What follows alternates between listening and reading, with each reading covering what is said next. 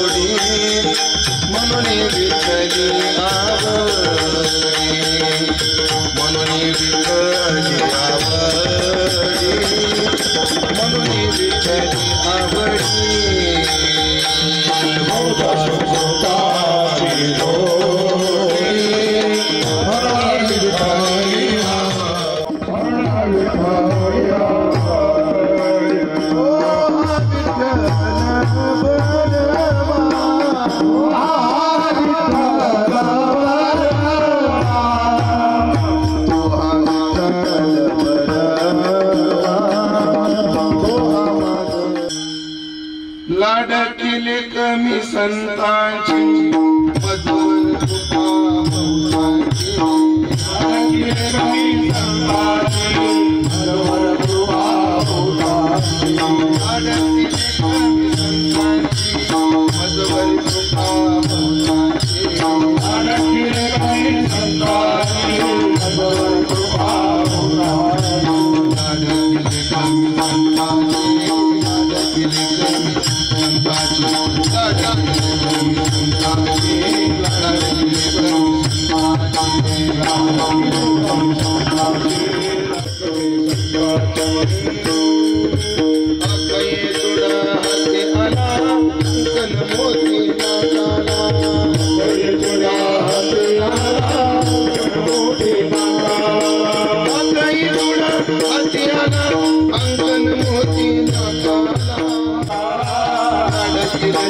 संताजी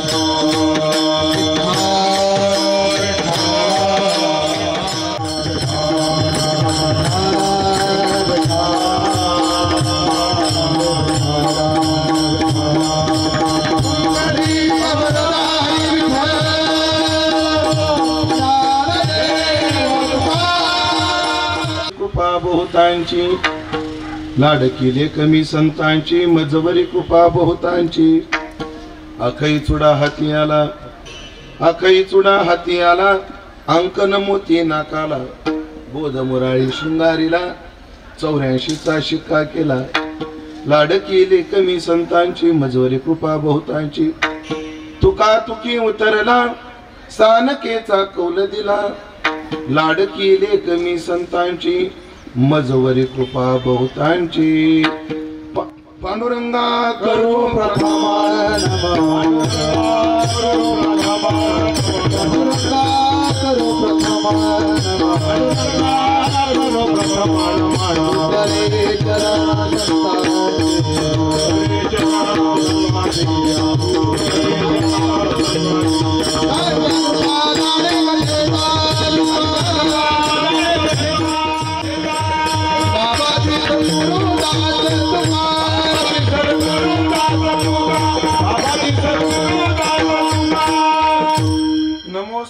नमो सद्गुरु सच्चिदानंद रूपा नमो सद्गुरु भक्त कल्याण मूर्ती नमो सद्गुरु भास्करा पूर्ण कीर्ती सेवे लागी सेवक झालो तुमच्या लागलो निज चरणा अहो स्वामी तुकया देवा यावरी न करावा अवेर संपाद्य ज्ञानंच विदाय भक्तिं विलोकितो येन समाधिराज वैराग्यवंतं सुविचारयुक्तं नमामि जोगं शिरसा गुरुंतं जयांचे केलिया स्मरण होय सकळ विद्यांचे अधिकरण तेच वंदो श्री चरण श्री गुरूंचे ते नमस्कारोनी आता लाडकी कमी संतांची मजवरी कृपा बहुतांची लाडकी कमी संतांची मजवरी कृपा बहुतांची सेवेकरता निवडलेला अभंग संत श्रेष्ठ जगद्गुरु श्री तुकाराम महाराजांचा 4 चरणाचा अत्यंत गोड सुंदर असा हा अभंग असून या अभंगातून जगद्गुरु श्री तुकोबाराय वात्सल्य भावातून संत प्रेमाचं वर्णन करतात।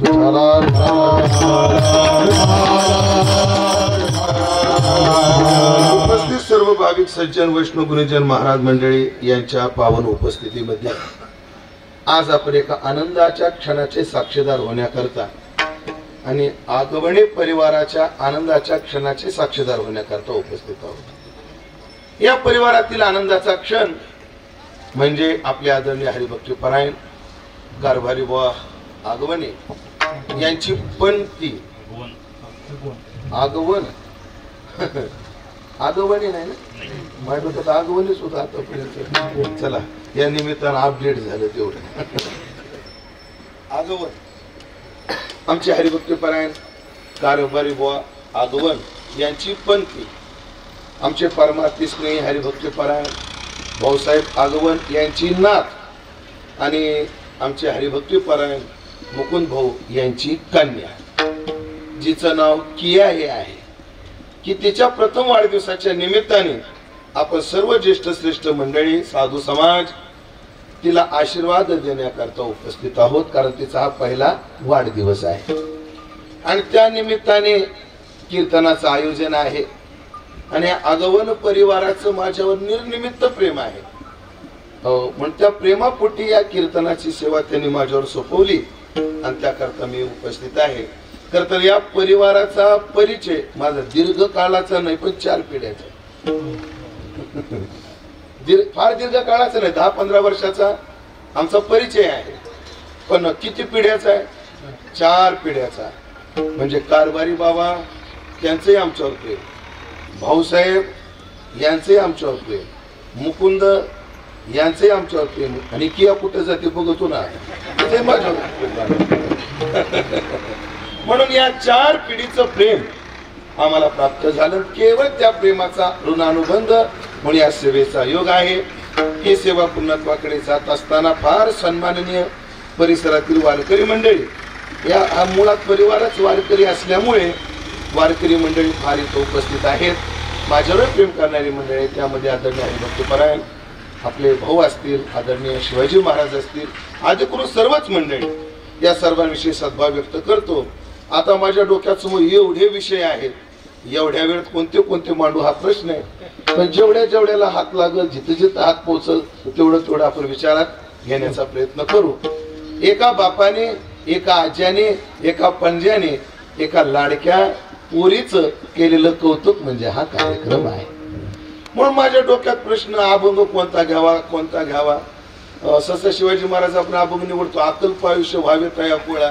आणि मग ते अकल्प आयुष्य व्हावे, आयुष्य कोणाला मागावं जे मराठी टेकलंय त्याला. म्हणजे वयवृद्ध माणसाचं ठीक आहे, पण मुलगी एवढी गोंडस आहे, छोटी आहे, तिला आपण आशीर्वाद द्यायचा आहे, आशीर्वाद देण्याकरता आलेलो आहोत. मग तसंच काहीच चिंतन घडावं, तिच्या जीवनासमोर ध्येय निर्माण व्हावं. खरं तर मी सांगणारं ध्येय ती ऐकण्याच्या वयातही नाही, मानसिकतेतही नाही.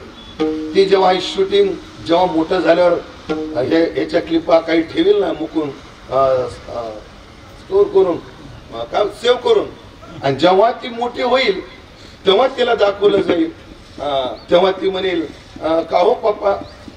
पप्पा म्हणायला शिकवायचं, बरं बाबा म्हणायला शिकवायचं. का हो बाबा, का हो बाबा, हे बसलेले लोक काय करतायत. अगं भाई तुला आशीर्वाद द्यायला आले होते. हे कोण आहेत. उमेश बाबा. ते काठी घेऊन येतात ते उमेश बाबा. तेव्हा असे होते. आता तेव्हा माझी स्थिती काय असेल ते देवाला डोळे आता काय सांभाळता बसून. पण ते ऐकण्याच्या वयात नाही. पण एक आहे मंडळी, आपल्याकडे नियम असा आहे, आपण सकारात्मक विचार करत राहिलो तर त्या सकारात्मक विचाराचा परिणाम वातावरणावर होऊन त्याच्या हृदयावर जरूर होतो. आपल्याकडे गर्भसंस्कार काय आहे, गर्भावर संस्कार काय आहे. जेव्हा आपल्याकडे आई एखादी स्त्री जेव्हा गरोदर होते तेव्हा तिनं चांगलं वाचलं पाहिजे, चांगलं बोललं पाहिजे, चांगलं खाल्लं पाहिजे, चांगल्या विहार तिनं केला पाहिजे. त्या गर्भातल्या 2 महिन्याचा गर्भ, 1.5 महिन्याचा गर्भ, शिवाजी बाबा त्याला कळतं ही माझी माहिती ज्ञानेश्वरी वाचायला लागली नाही. पण त्या विचारानं निर्माण होणारी एक ऊर्जा जी असते ती सकारात्मक ऊर्जा त्याच्यावर परिणाम करते. ते भागवतात एक विचार लय गोड. ते भक्त प्रल्हाद त्यांनी तर भजन सोडलंच नाही, पण आपल्या वर्गातले पोरं ना दिलं. ते हिरण्यकश्यप डोकं बडवायचा, षंड आणि अमरकथेचे ते गुरुजी. अहो हे काय नेमकं, ह्याने शिकवता कोण. एके दिवशी चंडने अमरकानं शब्द दिला, म्हणजे महाराज न मत प्रणितम न परत प्रणितम, मी याला शिकवलेलं नाही, मी कसं शिकवीन, याला मी शिकवलेलं नाही. पण राजा तुला सांगतो, तुला वाटत असेल लोक चुकून कुठं ऐकलेलं नाही, नाही न परत प्रणितम, याला दुसऱ्याने शिकवलेलं नाहीये. हे जे तुझं पोरग आहे ना, तुझं पोरग राजा, त्याला मीही शिकवलं नाही, कोणी बाहेरून येतही नाही आपल्या गुरुकुलमध्ये, बाहेरून याला कोणी शिकवलेलं नाही. मग हे शिकलं कुठं हे, नैसर्गिक मतिरस्य राजन, राजा ह्याची बुद्धी नाही, नैसर्गिक आहे. ते नैसर्गिकच आहे. म्हणजे चंड आणि अमरक प्रल्हादाच्या बुद्धीला काय म्हणतात, निसर्गिक वृत्ती आहे. पण प्रल्हाद स्वतः काय म्हणतो ती ऐका पुढे. प्रल्हाद लय गोड बोलतो पुढे.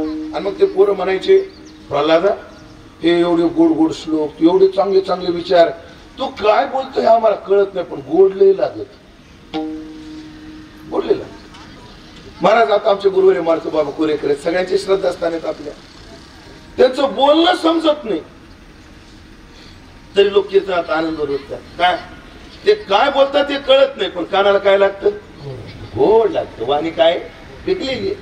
प्रल्हाद तू काय म्हणतोय आम्हाला कळत नाही रे, पण गोड नाही लागतं रे कानाला, फार गोड लागतं. पण का रे प्रल्हादा, तुझा माझा वर्ग एकच, तुला शिकवणारे मला शिकवणारे गुरुजी एकच, दोघांचं विद्यापीठ एकच, दोघांचा सिलेबस एकच. बर तुला ट्युशन नाही, आम्हाला ट्युशन नाही, हे तू शिकला कुठं. मग प्रल्हादानं सांगितलं, माझी आईच्या उदरात मी जेव्हा होतो तेव्हा आम्ही नारदाच्या आश्रमात होतो, तेव्हाच माझ्या ध्यानात आहे. कधी आईच्या गर्भात होतो तेव्हाच, गर्भात ऐकलंय म्हणे मी, गर्भामध्ये ऐकलंय. ऐका ना मंडळी, 2 उदाहरण देणार आहे मी, अजून एक उदाहरण आहे आपल्याकडे. पण तिथे विषय कामापुरता झालाय भाऊ, पण पुढे विषय गोड आहे थोडासा, म्हणून सांगावाचा मोह आवरण आम्हाला करावं दे. सांगू ना, मी सांगणारच होतो ग, माणूस किने विचारलं सांगू म्हणजे प्रल्हादा तू आईच्या गर्भात ऐकलं, हो म्हणे आईच्या गर्भात ऐकलं. मग तुला आठवतं तुझ्या आईला का आठवत नाही. म्हणजे तुझी आई मोठी होती तेव्हा, आधीचे 3 पोरं झालेले तुझ्या आईला, 3 लेकराची माय, 4था तू आहेस. आणि मग तुझ्या आईच्या लक्षात राहत नाही, तुझ्या कस काय लक्षात राहिलं? त्याने दोन हेतू दिलं. तर तो दीर्घ कालत्वात म्हणजे तर काळ भरपूर गेला म्हणून माझी आई विसरली, आणि पुढचा शब्द वापरला स्त्रीत्वात की बाह्य म्हणून विसरली. बाह्य म्हणून विसरली. हो, स्त्री विसरते लवकर, माणसं विसरत नाही. स्त्रीला लवकर विसर पडतो, म्हणून व्यवहार कोणी केला पाहिजे? तुम्ही असं बघू नका बरं माझ्याकडे, मला एकच तरी होतो. बाईला विसरण्याचा स्वभाव आहे. पण तिथं टीकाकारांनी अर्थ म्हणजे गुरुच्या मुखातून, मी गुरुवर्य महाराजांच्या मुखातून अर्थ ऐकला. स्त्रीत्वात हा केवळ स्त्री प्रकृतीला धरून शब्द नाही, हा स्त्रीत्व हा एक स्वभाव. काय स्वभाव आहे? जिला संग्रह करायची वृत्ती आहे तिला स्त्री म्हणतात. मग संग्रह करणारी जो आहे ती स्त्रीत्व वृत्ती आहे. मग पुरुष जरी संग्रह करत असला तर त्या वृत्तीचं नाव काय आहे? स्त्रीत्व. बायला संग्रहाची जास्त आवड आहे. खरं बोलायचं माता मावल्यांनो, तुमच्या कपाटात अशा साड्या आहेत, कपाट उघडलं की अंगावर पडतात, ते निश्चितच खरे का कुठे? पण कपाटात अशा काही साड्या आहेत 3-3 वर्ष झालं तुम्ही घातलेल्याच नाहीत, पण कोणाला दिले पण नाही तुम्ही. खरे का कुठे? यांचा स्वभाव काय असते? माय असा नासा, पण आपलं असा संग्रहाचा ज्याला म्हणजे संग्रह करणं ज्याचा स्वभाव आहे, त्या स्वभावाला त्या वृत्तीला स्त्रीत्व ही संज्ञा आहे. आणि ज्याच्याकडे स्त्रीत्व आहे म्हणजे संग्रह वृत्ती आहे त्याला परमार्थाचा विसर पडतो. असो म्हणजे गर्भामध्ये प्रल्हाद काय शिकले? ते संस्कार शिकले. अभिमन्यू चक्रव्यूहाचा भेद कुठे शिकला? गर्भामध्ये शिकला. हे ध्यानात ठेवा. ऐका, वेद अध्ययन अष्टावक्रानं कुठे केलं? गर्भामध्ये केलं. पहा, ब्रह्मज्ञान होऊन गर्भामध्ये लपले. ब्रह्मज्ञान पोटात झालं असं नाही, शुकाचार्याची कथा वेगळी आहे. पण हे 3 उदाहरणं आपल्या समोर आहेत की जरी ते ऐकण्याच्या कुवतीचे नसले, मनस्थितीमध्ये नसले, आपण जर तसे विचार केले तरी काय होतं? त्याचा परिणाम सकारात्मक होतो. पण हॅपी थॉट्स नावाची एक संस्था आहे, पहा पुण्यामध्ये आहे. हॅपी थॉट्स, आनंदी राहा. त्यांचं पुस्तक वाचलं मी. त्या पुस्तकात एक वाक्य होतं, ते काय नाही, जाड माणसाने आरशाच्या समोर रोज उभं राहायचं. ऐकता का नाही? कोणाला ऐकायची गरजच नाही. मीच मग ऐकतो, आता काय करू? जो कोणी जाड आहे त्याला काय करायचं? आरशाच्या समोर उभं राहायचं, असं 5 मिनिटं आरशात बघायचं, उभं म्हणायचं तर थोडी कमी झाल्यासारखी वाटायला, कमी झालं ना माझं वजन. असा सकारात्मक विचार जर तुम्ही करत गेले म्हणे, एक दिवशी खरंच वजन कमी होतं. पण ती सकारात्मकता तशी पाहिजे. पण आपल्याकडे पॉझिटिव्ह विचार थिंकिंग आणि निगेटिव्ह थिंकिंग, सकारात्मक विचार आणि नकारात्मक विचार. पण आज किया लहान आहे, कीर्तनात येऊन बसलेली आहे ती आईच्या मांडीवर. पण मग तिला कळो न कळो, पण आपण सगळी मंडळी तिला सकारात्मक आशीर्वाद देऊ, याचा नक्कीच परिणाम तिच्या भावी जीवनावर होईल, नक्की होईल. पण आपल्याला विचार करायचा आहे. ऐका मंडळी, कन्या आहे जी कोमल आणि मुकुंद यांच्या पोटी जन्माला आली. संतती फुकट जन्माला येत नसते. ऐकलं का? थोडासा उपनिषदात एक विचार सांगतो, मग पुढे जातो. ब्रह्मसूत्रात विचार आहे, ब्रह्मसूत्राचा विचार तो उपनिषदातला. थोडं किचकट होईल पण लय गोड आहे. त्या द्रव्याला शब्द काय? त्या जलाला, त्या बिंदूला 5व्या आहुतीनंतर जीव ही संज्ञा प्राप्त होते. सिद्धांताचं वाक्य काय भाऊ? त्या बिंदूला, त्या जलाला, 5व्या आहुतीला जीवत्व ही संज्ञा प्राप्त होते. आता पहा, सगळ्याला मध्ये यज्ञात भवती पर्जन्य, पर्जन्यात अन्न संभवाहा. काय होतं म्हणे? जीव यज्ञ करतो, त्याच्यातून पाऊस तयार होतो, पाऊस पडतो, त्याच्यातून अन्न निर्माण होतं, ते अन्न जीव खातो, त्याला जे संतती निर्माण करतो, आणि पुन्हा ती संतती निर्माण झालेली यज्ञ करते, पुन्हा त्या यज्ञाने पाऊस पडतो, पावसाने अन्न पिकतं, ते अन्न जीव खातात, संतती निर्माण होते, पुन्हा ती संतती यज्ञ करते, पुन्हा ती संतती यज्ञ करून मग त्या यज्ञाच्या द्वारानं पाऊस पडतो. असं कुठरोग सांगू? सृष्टी निर्माण झाल्यापासून आतापर्यंत तेच चालू आहे. एवं प्रवर्तितम चक्रम गीता म्हणते. हे चक्र काय आहे? चालू आहे. लक्ष देऊन ऐका. संतती फुकट नाही, उगाच होत नाही संतती. 5 यज्ञ घडावे लागतात, तेव्हा 5व्या यज्ञाचं फळ संतती आहे. किती यज्ञ आहे त्याच्या आधी? 5 यज्ञ आहेत. यज्ञामध्ये 3 गोष्टी लक्षात ठेवायचं. अग्निकुंड 1, हवीर द्रव्य 2 आणि त्याचं फळ 3. 3 शब्द डोक्यात ठेवा. अग्निकुंड 1, त्याच्यात टाकायचं साहित्य हवीर द्रव्य म्हणतात त्याला 2, आणि हवीर द्रव्य टाकून अग्नीतून निर्माण झालेलं फळ, या 3 गोष्टी. चला, पहिला यज्ञ चालू झाला. ऐकताय का नाही? ऐकताय ना? पहिला यज्ञ समिधेचा अग्निकुंड आहे.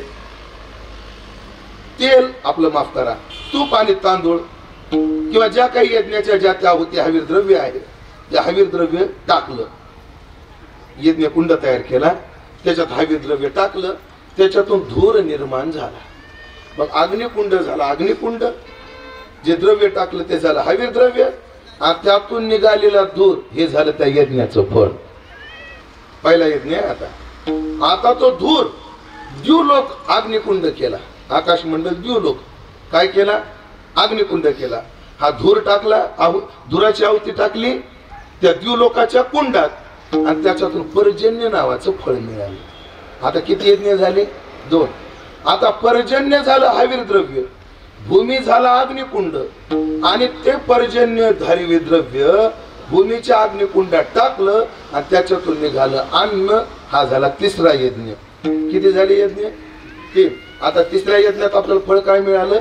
धान्य. आता पहा, धान्य झालं हवीर द्रव्य, जठराग्नी झाला अग्निकुंड, आपण खाल्लं हे त्याच्यात पडली आहुती, स्त्रीच्या शरीरात रज निर्माण झालं, पुरुषाच्या शरीरामध्ये वीर्य निर्माण झालं. हे त्या यज्ञाचं झालं फळ. किती यज्ञ पूर्ण झाली?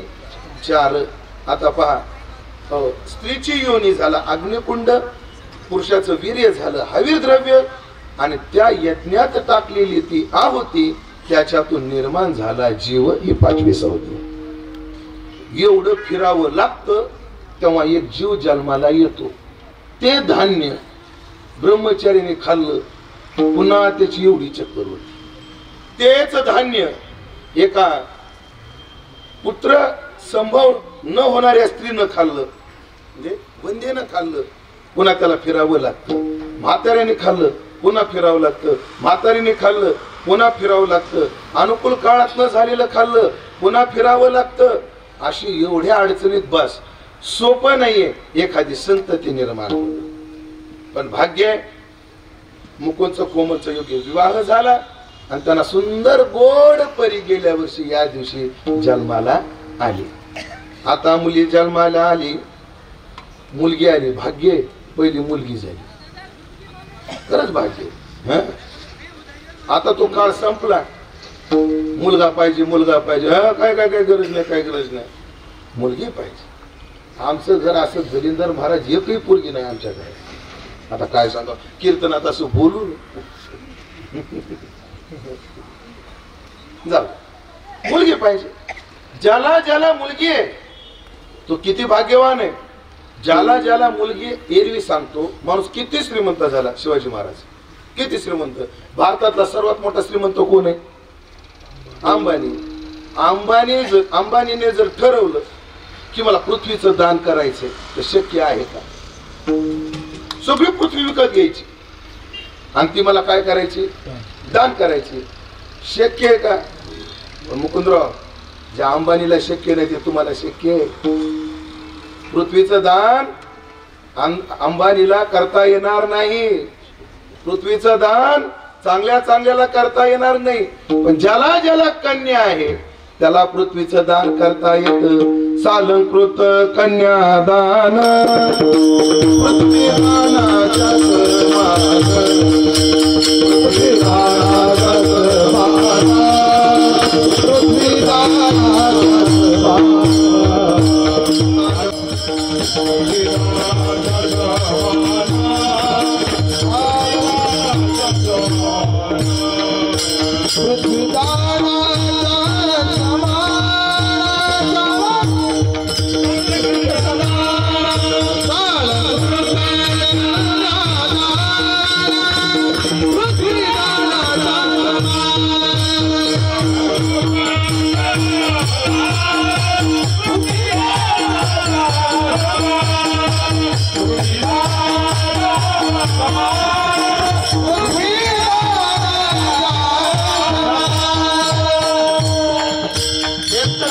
पृथ्वी आम्ही विकत घेऊ एवढी कुवत नाही, आणि घेतली तर पुन्हा दान करू ही बुद्धी होणं सोपं आहे. दानाची बुद्धी लवकर होत नाही माणसाला, लवकर होत नाही. महाराज लोक आमच्या पाया पडताना दक्षिणा देतात, खिशातून ते पाकिट काढतात, सगळ्यात बारकी नोट कोणती आधी निवडतात. खरे का कुठे? हा काय करायला पाहिजे? पाकिट उघडले की महाराजाचे पाय ठेवायला पाहिजे का नाही? कीर्तन किती वेळ बसू मी, नेमकं काय अंदाज आहे तुमचा? अहो दानाची बुद्धी होणं अवघड आहे. दाता भवती वाहनवा. सुभाषितकार म्हणतात शतेषु जायते शूराः. 100 जन्माला यावे लागतात तेव्हा एक शूर जन्माला येतो. हो, शतेषु जायते शूराः. काय वापा पुढं? सहस्रेषु पंडिता. पंडित म्हणून 1000 जन्माला आले तर एक पंडित जन्माला येतो. वक्ता दश सहस्रेषु. 10,000 माणसं जन्माला आले तेव्हा एक वक्ता जन्माला येतो. आणि दाता भवती वानवा. पण दाता कधी जन्माला सांगता येतं का? पण ऐका, म्हणजे एक तर आपल्याला पृथ्वी घेता येणार नाही, आणि पृथ्वी घेतल्यानंतर ती दान करायची बुद्धी होणार नाही. ज्याला ज्याला मुलगी झाली, ज्याला ज्याला कन्या झाली, त्याला पृथ्वी विकत घेतली. ज्या दिवशी कन्या झाली त्या दिवशी पृथ्वी विकत घेतलं. त्या दिवशीच काय घेतली?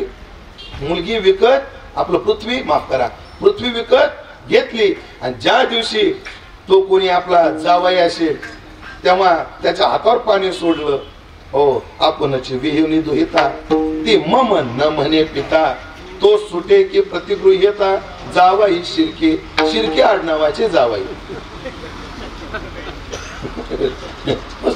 ज्या दिवशी दान केलं ना, बाबा आजवर होती आमची, आता झाली तुमची, त्या दिवशी पृथ्वी दानाची बुद्धी हे होते. म्हणून ज्याला ज्याला मुलगी झाली, महाराज मी किती मुलीपर्यंत, तुमच्या जीवनात जास्त मुली असणारा बाप कोणता पाहिलाय तुम्ही? बा आमच्याकडे त्याला 8 मुली आहेत, 7 मुली आहेत, अशा किती मुलीपर्यंत बाप पाहिलाय तुम्ही? शिवाजी महाराज तुमच्या माहिती आहे 7-8, 18 पुरीचा बाप मी पाहिला. किती किती माझ्याकडे बघा ना, किती भाऊसाहेब? 18 पोरी, आणि त्याला 18 घर जावई की. 18 पोरी झाल्यावर त्याला वर्गा झाला 19वा. हो, मुली किती भाऊ? 18. आणि 18 मुली त्यांनी घर जावई केली. नाशिक हायवेला, नाशिक पुणे हायवेला लांब लचक कॉम्प्लेक्स बांधलं. नीचे दुकान ऊपर मकान, नीचे दुकान ऊपर मकान, आणि 18 घर जावई असे लाईनीने. बघू नका, सगळ्या संपले आता. झालं काय? झालं. मग काय गरज नाही तुम्हाला. तुम्ही अशी आषाढ बुद्ध तरी पाहू लागले, मग त्या रात्रात कधी राहिली का काय नाही सगळ्या झालं. पृथ्वी दानाच्या समान. कन्या नाना तुम्ही 2दा पृथ्वी दान केलं है ना? 2दा केलं. कोणाला 2, कोणाला 3. म्हणून कन्या आणि मुलगा ह्याच्यातला फरक नाही. आणि सध्याच्या काळात तर, जुन्या काळात तो तरी राहिला होता वंशाला दिवा, पण तोही प्रकार नाही. शास्त्रीय भाष्य सांगतो तुम्हाला. राजा प्रियव्रत, म्हणजे मैथुनी सृष्टी चालू झाली ना, तर स्वयंभू मनु आणि शत्रुपा यांना 2 मुलं झाली, उत्तानपाद आणि प्रियव्रत. तर प्रियव्रताचा वंश मुलाकडून नाही वाढला, मुलीकडून वाढला. कसा वाढला? आणि ह्याचा तरी वंश थांबा मला आठवू द्या. आहुती, देवहूती आणि प्रसूती या 3 कन्या. पृथ्वीचा सगळ्यात जास्त विस्तार या 3 पासून झाला. कारण आकुती, देवहूती आणि प्रसूती, त्यातली देवहूती हिला 9 कन्या आणि 1 मुलगा झाला. 9 कन्या झाल्या आणि 1 मुलगा झाला. ती ब्रह्मचारीत निघाला कपिल मुनी. देवहूतीचे 10वे चिरंजीव कपिल मुनी. म्हणजे 9 कन्या होत्या. त्या आपलं दत्तात्रेयाची अनुसूया एक आहे, त्यांचाच विस्तार आहे. आकुती, प्रसूती. आकुतीचा मुलगा वंश वाढवणारा ठरला. ते पुत्रिका धर्म एक आहे, कलियुगामध्ये निषिद्ध येतो. तो आता सांगत नाही. ज्याला मुलगाच नाही त्याचा वंश कसा वाढवायचा? तर असा प्रकारे आपल्या मुलीला होणारा पहिला मुलगा जावायला देतानाच बोलीच करायची, ऍग्रीमेंट. काय करायचं, तुला माझी पोरगी देतो पण तुला जो पहिला पोरगा होईल तो तुम्हाला दत्तक द्यायचा. तुम्हाला काय करायचा, दत्तक द्यायचा. मग त्याचं नाव आज्याचं लागत आणि मग तो पुढे काय चालवतो, वंश चालवतो. बाबा मला सातारकरांचं कोण चालवतंय, पोराचा पोरगा का मुलीचा पोरगा, म्हणजे बाबा मला सातारकर त्यांची कन्या भगवती ताई आणि त्यांचे चिरंजीव चिन्मय महाराज. हा प्रकार आहे. म्हणून मुलीकडून बी वंश चालवता येतो, काय अडचण नाही. तात्पर्य एक आहे. आणि वंश काय टिकून टिकून काय आपल्या वंशाचं काय नेमकं काय. मला प्रश्न, जे लोक म्हणतात ना, नाही ना महाराज तपासून आलो तसं झालं ना, दिले ना त्याला 50,000 रुपये, मग काय केलं. आता मला बोलायला नका लोक, नालायक आहेत महाराज लोक सुद्धा. विठाला ही घटना सांगू तुम्हाला, देव बी कसा कचका फिडितो सांगू. आमच्याकडे एक माणूस आहे वारकरी हो चांगला, माकर बाबा. आता गुरुपुत्राचे नाव घेऊ, येणे वाचेसी प्रायश्चित्त देऊ. जय निळोबा, जय निळोबा, जय निळोबा.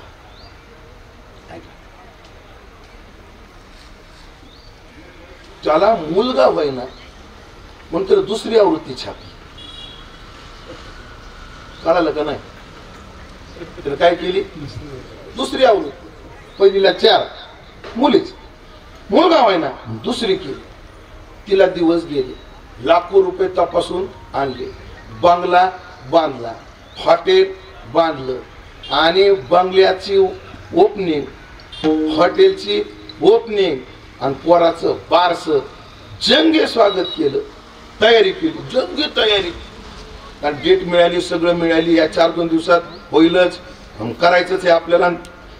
सगळं एकदा त्रिवेणी संगम जीवनातला आणायचा. 2 ठिकाणी तपासून आणलं. म्हणजे आता ह्या वेळेला नक्की दिवाच वात नाही, वंशाला दिवा दिवा. आणि महाराज एवढं तपासून आणलं, नारदाच्या गादी खोटं बोलत नाही, एवढी तयारी केली, तपासूनही आली, मुलं घेतले. कर्माच्या पुढे कोणी जात नाही हो, जे होईल ते. आणि माणसानं कधी कधी डोकं चालव, नाही ना महाराज हे आपल्या माग कोण सांभाळेल. अरे शरद पवारचं कोण सांभाळेल, गोपीनाथ मुंडेचं कोण सांभाळेल, कोण सांभाळेल. शरद पवार एवढी संपत्ती आहे का आपल्याकडं, गोपीनाथराव मुंडे एवढी संपत्ती आहे का आपल्याकडं. त्यांना दिव्याची अडचण नाही, तुम्हालाच काय दिव्याची एवढी खाज आहे, काय देवा देवा देवा. एकाही संतांचा वंश पुढे टिकला नाही. त्यांना सुद्धा अरे दिली तिळांजळी कुळ नाम रूपायशी. माणसानं काय करावं, जी संतती होईल ती निर्माण करावी, तिला संस्कार द्यावे आणि पितराच्या ऋणातून मुक्त होऊन बस काळाबरोबर अपडेट झालं पाहिजे. असो कन्या सुद्धा, कन्या व्हावी, कन्या असावी. आणि पुन्हा एक सांगतो तुम्हाला, पोरापेक्षा पुरीला जास्त माया असते बाबाची. तुमचा काय अनुभव आहे, मला तर काहीच नाही, पण तुम्हाला विचारतो असणाऱ्यांना. आता चावडी दोरडा टाकू काय, चावडी दोरडा ना, पुरी जास्त जीव लावतात का पोर. बघा अमोल भाऊ काय आणि म्हणून महाराज ऐका, परमार्थामध्ये पुरुषापेक्षा कन्या लवकर यशस्वी होते. म्हणून कोणी पुत्र कन्या नाही, कन्या पुत्र. एक लय गोड विचार आहे. अण्णांचं कीर्तन ऐकले 5 मी या अभंगावर. भाऊ तुम्हाला आठवतात का, कार्तिकीमध्ये अभंग सांगता तुम्हाला. माझे गोत पंढरी राहिले पतिव्रता मी परद्वारिणी, परपुरुषाशी व्यभिचारिणी. 6-4-14 झाली येवो, शेकी 18 भोकोनी राहिले वो. पतिव्रता मी परद्वारिणी, परपुरुषाशी व्यभिचारिणी. निवृत्ती प्रसादे मी गोवळी वो, माझा भाव तो विठ्ठलू निहाळी वो.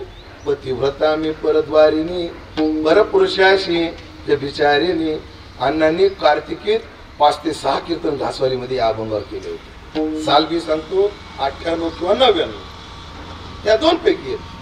ते निवृत्ती प्रसाद मी गोवळी हो, तर अण्णा काय गोड बोलले होते. अंतःकरणात गोपी भाव निर्माण होणं हा परमार्थाचा प्रसाद आहे. विठ्ठला मी गोवळी हो, मी गोवळी. गोवळी म्हणजे गवळण. मी काय आहे? गोपी आहे, गवळण आहे. पण कधी आहे? निवृत्तीचा प्रसाद झाला तेव्हा गोवळी. मग अण्णाचं ते सांगणं लय गमतीशीर. परमार्थात लागणारे जे गुण असतात ते स्त्रीकडे स्वाभाविक असतात. स्वाभाविक. परमार्थात लागतो त्याग. स्त्री स्वभावता त्यागी. बघा जागेत का तुम्ही? सणाला पुरुष आधी उठतो का बाई आधी उठतो? खाल्लेल्या अन्नाला जागा रे. पुरुष आधी उठतो का स्त्री आधी उठते? घर पुरुष झाडतो का स्त्री? स्त्री. पुरणपोळीचा स्वयंपाक करण्याकरता हरभऱ्याला शिजायला कोण घालतं? नाना स्त्री. अण्णा स्त्री. पुरण वाटतं कोण? बोला की स्त्री. आमटी कोण करतं? स्त्री. भजी कोण तळीत? हा स्त्री. गरम गरम गरम पोळ्या तयार कोण करतं? स्त्री. खातं कोण? खातं कोण? खाल्लेला आणायला जागा असं बरं नाही वाजलं. बरं नाही वाजलं. महाराज अजून एकाही सणाला स्त्रीला कधी गरम गरम पोळी मिळाली नाही. एकाही स्त्रीला कधी अख्खा भाजा भेटला नाही. तिच्या नशिबाला फुटलेल्या पोळ्या, आमटीचा गाळ, कुरड्याचा चुरा, चिमटलेले भजे, हे गार ठण झालेले. पण कधी तक्रार केली? स्वभावता त्यागी. ज्या दिवशी तिला कळत अगं आई तुला आता आमच्या घरातून सोडलं आणि या घरात दिलं, त्या क्षणाला सवयी सोडते, मैत्रिणी सोडते, माय सोडते, बाप सोडते, कुळ सोडते, आडनाव सोडते. एवढंच नाही, नवरा मला हे नाव मला आवडत नाही, सासू मुली हे नाव आवडत नाही, तर नाव सुद्धा सोडून दे. सोडती का नाही स्त्री? परमार्थाला लागतो त्याग. स्त्रीकडे स्वभावात परमार्थाला लागते शिस्त, संयम. स्त्रीकडे संयम स्वभावात आहे. शिस्त कशी आहे? हळदी कुंकाला 100 बाया असू द्या, बाई बिलकुल गडबड करत नाही. बरोबर आहे.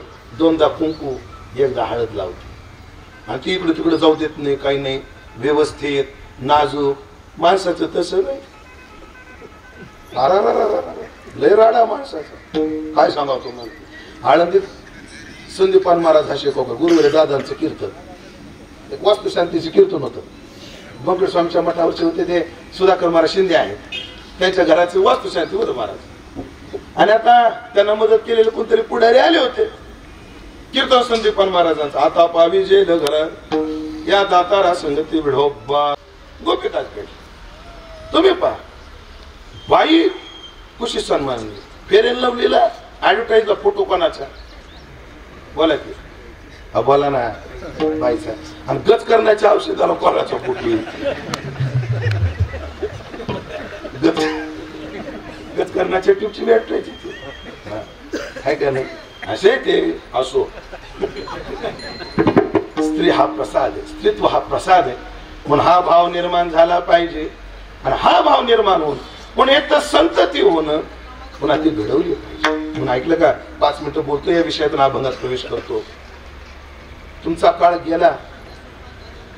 आता ज्यांची मुलं, आता भाऊसाहेब तुम्हालाच बोलतो, तुम्ही मुकुंद घडवला. तुम्हाला तेवढं जड गेलं नाही मुकुंद घडवायला. आता मुकुंदा लेकर घडवायला लय जड झाला. तर हित आणि जीव ऐकताय ना? संस्कार आणि संतती शब्द ऐकताय का? संस्कार आणि संतती याच्यातलं अंतर जुन्या काळात कमी होतं, आता वाढत चाललंय. अजून का संस्कार आणि संतती यांच्यात अंतर तर वाढत चाललंय, पण प्रतिबंधही वाढत चाललेले. भारत पोरं जन्माला यायचे, खेळायचे, वाढायचे, मोठे व्हायचे, घरात बघून बघून संस्कार करायचे, व्हायचे. आता अवघड आहे. मोबाईल नावाचा एवढा मोठा प्रतिबंध आहे. कठीण कठीण कठीण. या महिन्यात लग्न मोडलेल्या 5 घटना माझ्या कानावर आहेत. लग्न ठरलं आणि लग्नाच्या आदल्या दिवशी पोरानं सांगितलं माझं दुसरीकडे चालू आहे. आदल्या दिवशी पोरीनं सांगितलं माझं दुसरीकडे चालू आहे. हा कीर्तनाचा विषय नाही, पण हा सांगाव तरी कुठं, लोकांना जागृत तरी कुठं करा. मुलं घडवणं, मुलं आणण्याचा शब्द आहे. अण्णा म्हणायचे मुलं वाढवणं जर पुरुषार्थ असता, एकदम तशी भाषा पुढं माणसाला आयुष्यभर प्रयत्न करून जेवढे होणार नाही तेवढे एकदा त्या डुकरीने लावत. माणसाला एरवी प्रयत्न करून आयुष्यभर जेवढी मुलं जन्माला घालणं अवघड, तेवढी त्या डुकरीने एका वेताला होतात आणि तेवढे वाढवते. वाढवणं जर पुरुषार्थ असताना तर डुकरीला पहिला नोबेल पुरस्कार मिळाला असता. 20-20 एका याला वाढवलं. मुलं वाढवणं पुरुषार्थ नाही, मुलं घडवणं पुरुषार्थ. आणि घडण्याकरता काय करावं लागतं? घरातलं वातावरण. माणूस घडताना 3 गोष्टी महत्वाच्या. सुसंस्कारी पिढी घडण्याकरता 3 गोष्टी महत्वाच्या आहेत. एक, आपलं रक्त, कुळाची परंपरा. महाभारताचं उदाहरण आहे. ही शकुंतला ना, शकुंतला विश्वामित्राची कन्या, अप्सरे मिरकीपासून झालेली, पण वाढवली कणवांनी. शकुंतला कोणाची? विश्वामित्राची, पण वाढवली कोणी? कण्व मुनींनी. आणि जेव्हा दुष्यंत जंगलामध्ये गेला आणि जंगलात गेल्यावर त्याला ती शकुंतला दिसली दुष्यंताला. दुष्यंतानं शकुंतलेकडे पाहिलं आणि विचारलं तू कोण आहेस? ती म्हणली मी कण्व कन्या शकुंतला आहे. शब्द ऐकताय ना? मी कण्व कन्या शकुंतला. साप चुकीचं आहे म्हणले तुझं. पुढचं वाक्य लय गोडे बरं दुष्यंताच्या तोंडात. साप चुकीचं आहे म्हटलं तुझं, तू कण्व कन्या नाहीस. अहो मी कण्व कन्या आहे. कण्व ब्राह्मण आहे, तू ब्राह्मणाची पोरगी नाहीयेस. अहो मी कण्वाची कन्या आहे. जाऊन विचार, तू 100% क्षत्रियाची पोरगी आहेस, ब्राह्मणाची नाही. ती म्हणजे तू असं का म्हणतोस? तेव्हा दुष्यंत म्हणतो माझ्या कुळातलं रक्त असं आहे, आमचं रक्त वर्णाच्या बाहेरच्या बाईवर जातच नाही. शब्द ऐका, दुष्यंताच्या तोंडात शब्द काय आहेत? माझ्या कुळाचे संस्कार असे, आमचं रक्त असे, जातीबाह्य मुलीवर आमचं मन जात नाही. ज्या अर्थी माझं मन तुझ्यावर आसक्त झालंय त्याचा अर्थ असा आहे तू ब्राह्मणाची नाही क्षत्रियाची आहेस. मग शकुंतला पळत कण्वाकडे गेली आणि विचारलं मी खरं कोणाची कन्या आहे? म्हणजे बाई तुझा पिता क्षत्रिय असणारा विश्वामित्र आहे, मी पालन करणारा तुझा बाप आहे. रक्तात असावं लागलं. आमच्या कियाला ते एक बरं आहे. आजा वारकरी, पंजा वारकरी, भाग्य वारकरी आहे की नाही? भाग्यवान आहे. असं मी भाग्यवान नाही. आमच्या 7 पिढ्यात कोणी माळ केली. भाऊ मला एकानं विचारलं तुमच्या गळ्यात एवढ्या माळा का घातल्या तुम्ही? 4, 5, 6, 7 1, 2, 3, 4, 5, 6, 7 आणि 8वी एवढ्या माळा का घातल्या? तिला आमच्या 7 पिढ्यात कुणीच घातल्या नाही. मग 7 पिढ्याच्या 7 आणि 8वी माझी. लोक म्हणतात आमची 7 पिढ्याची माळ आहे. मी म्हणत असतो 7 पिढ्याची माळ माझ्या गळ्यात. असे पण चला पूर्वसंचितही असावं लागतं. मग कुळ गरजेचं. कुळ माणसाला संस्कारी बनवतं. दुसरं वातावरण माणसाला संस्कारी बनवतं. मग पती पत्नीने हो आता आहे आता हो पती पत्नीने घरातलं वातावरण घरच्यांनी जेवढं वातावरण संस्कारी ठेवलं तेवढी मुलं संस्कारी वागत असतात. दृष्टांत मोठा आहे, सांगाव का नाही मला प्रश्न आहे सांगू? 5 मिनिटं जाते सांगायचं. सांगणारच होतो पण विचार. मोठ्याचं अनुकरण बारके करत असतात. 4 पोराचा बाप मुत्सुद्धी म्हातार, घराची घडी बिघडू दिली नव्हते. आलं म्हणजे घरात 4 पोरं म्हणजे सुना 4 आणि म्हातारी 5वी. ज्या घरात बाया जास्त त्या घरात भांड कामावरून कुरकुर असते. म्हातारी हुशार होती मग तिला 4ही सुनाला काम वाटून दिली. सगळ्यात मोठी सून होती ती सोमठाण्याची होती. 2 नंबरची सून भौरीची होती. 3री सून कुठची करायची भाऊ?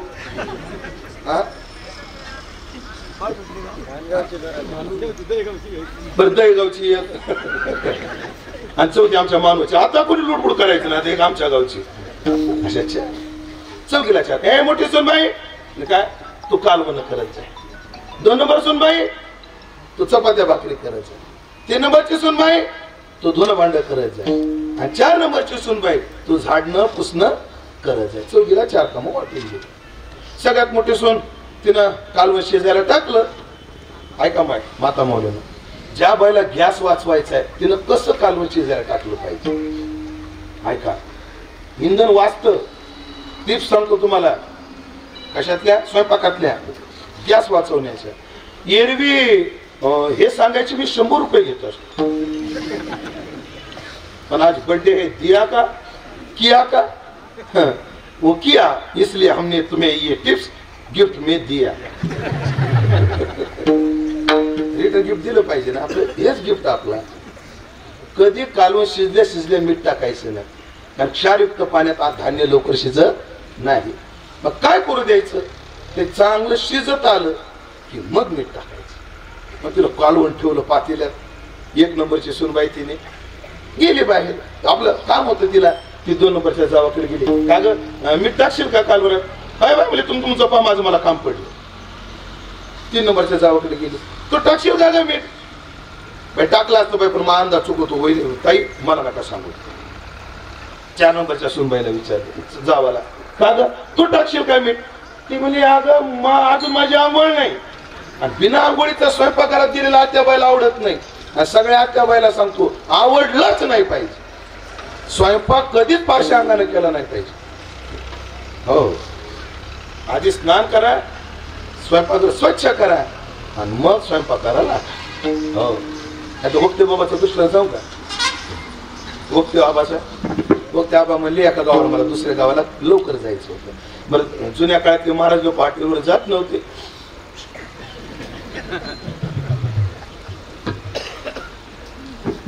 आजकाल जातात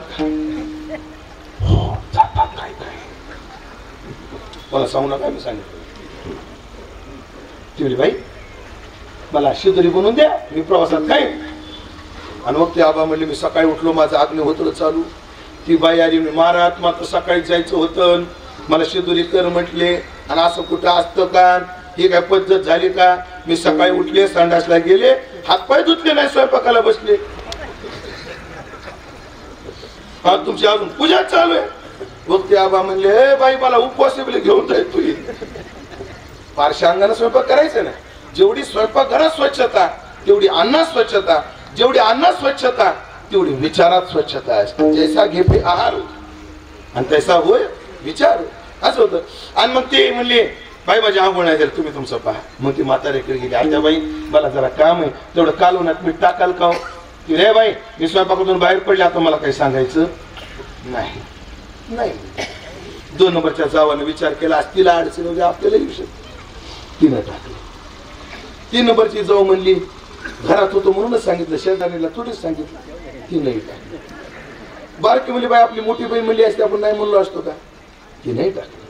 म्हातारी म्हणली हिला जर लेकीसारखं वागवलं तर हातपाय गाळायला ही आपल्याला माईसारखं वागवेल. ती नाही टाकलं. आणि माझी कामं मलाच करावी लागतात. आल्या हिनं बी टाकलं. कालवणात मीठ किती वेळा पडलं? पाच. मग किती चवदार झाला असेल कालवण. मिठानं भाजी काय होते? मिठानं भाजी काय होते? ऐका, मिठानं भाजी चवदार होते हा जसा नियम आहे, तशी किती मिठाने होते हा बी नियम आहे. हा बी नियम. म्हातारं जेवायला बसलं, पहिला घास घेतला, खरंच लागला. बायकोला म्हणला का ग घरात ताक आहे का? तुम्हाला तर ताक आवडत नाही. आज ताक खायची इच्छा. म्हातारं वाटीभर कालवणात ग्लासभर ताक ओतलं, 2 भाकरी चोरले आणि खाल्ले. 2 नंबर पोरगा आला, पहिला पोरगा आला, त्याला खरंच लागलं. म्हणजे आई बाबा जेवले? जेवले. कोणतं कालवण खाल्लं? मी हेच खाल्लं. असंच खाल्लं? नाही बा ताक मागितलं, मला बी दिली. तुम्ही ताक टाकून खाल्लं. 2 नंबरच्या पोराने विचारलं आई बाबा जेवले? जेवले. दादा जेवला? जेवला. कोणतं कालवण खाल्लं? हेच खाल्लं. असंच खाल्लं का? नाही रे ताक घेतलं, मला पण दे. यद्यद आचरती श्रेष्ठ तत्त देवे करो जन. येतं वडील जे जे करीती. आणि मग 4 पोराची जेवण झाल्यावर ह्या जेवायला बसल्या. तोडी, किरवाणी, आसावरी आणि भैरवी जेव्हा काढून खायला लागल्या खुरड घोट, पण सगळ्या चोट्याच आता मीठ जास्त का टाकलं सगळ्यांनाच होतं. पण शेवटी म्हातारीनं हिंमत केली. म्हातारी म्हणजे बाई माझ्या हातात मीठ जरा जास्त पडलं का ग, म्हणजे आता तुम्ही टाकलं तर आता तू सांगून घेते ना, तुम्ही नाही बोलल्या होत्या ना. तेव्हा खुलासा झाला 5 जणींनी मीठ टाकलं म्हणून. 5 जणीनं मीठ टाकलं, अन्न एवढं खरट झालं तरी घरात भांडणं झाली नाही. का? मोठ्याने संयम धरला की सगळं घर शांत राहत असतं. म्हणून संस्कार करता घरातलं वातावरण सुद्धा माणसानं चांगलं ठेवलं पाहिजे. मनात असो अथवा नसो ज्ञानेश्वरी वाचली पाहिजे. मनात असो न अथवा नसो संध्याकाळी हरिपाठ केला पाहिजे. असे काही काही घर आहेत महाराज, त्यांना घर म्हणणं आम्हाला लाज वाटते, ते मंदिर आहे. नाशिक मध्ये घर आहे, सकाळी 5 वाजता शंखाचा ध्वनी होतो आणि 5 वाजता शंख ध्वनी झाला, ज्या घरातला जो मेंबर आहे त्याने सगळ्यांनी हॉलमध्ये यायचं आणि रामसुखदाजी म्हणतात ते नित्यस्तुती म्हणायची आणि मग आपल्या कामाला लागायचं. काय घर आहे? अशी काय घर आहेत घरातली सगळी माणसं एका जागी येतात. त्या मुंडे गाव आहे कुठं, नाशिक रोड, म्हणजे नाशिकहून इगतपुरीला जाताना मुंडे गाव आहे.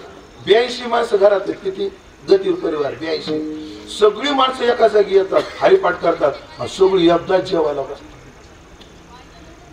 म्हणून एक करा, सगळ्याला सांगतो, तुमच्या घरात तुम्ही माणसं तुम्ही 3च आहेत, अजून कोणी येतील माझ्या तुमच्या घरात जेवढी माणसं आहेत ठरवायचं दिवसातला 1 तास जेवण सगळ्यांनी सोबत बसून करायचं. सामंजस्य वातावरण आणि आपल्या रक्तातले रक्त, दुसरी गोष्ट वातावरण, आणि तिसरी आपल्या बुद्धीचा विकास कसा होतो यावर संस्कार असतात. मी प्रभूचरणी एवढीच प्रार्थना करेन की याला रक्तातून संस्कार आहेत, वातावरणातून आहेत, तिच्या बुद्धीचा विकास व्हावा आणि तिचं जीवन कसं व्हावं तर सगळ्या संतांची तिनं लाडकी व्हावं. महाराज संतांची लाडकी व्हावं म्हणजे हो संतांची लाडकी व्हावी. ते कबीरजी देवाजवळ बसले, खाना देना तो अच्छा देना, माझ्या माग खाना देना तो अच्छा देना, खाना देना तो अच्छा देना. तुम्ही काय करायची रिटर्न येत आधी यांच्याकडून म्हणून घेतो. हा, खाना देना तो अच्छा देना, देना खीर पुरी, नहीं तो होएगी तेरी मेरी, नहीं तो होएगी तेरी मेरी, होएगी तेरी मेरी, नहीं तो होएगी तेरी मेरी, होएगी तेरी मेरी, नहीं तो होएगी तेरी मेरी. कपड़ा देना तो अच्छा देना. बैटरी के टीचर झाली का काय लगेच कपड़ा देना तो अच्छा देना, देना भरचरी,